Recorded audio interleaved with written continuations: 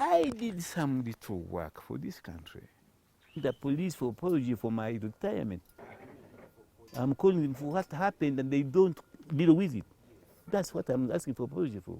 And they apologized. But I don't want it like this. I want it published, this one, in the newspaper. And headed apology. I have already found a lawyer, 2 lawyers actually, to sue them, to sue the police for defamation of character. Things she said about me are abdominal. Receive everything the police tells you with a pinch of salt.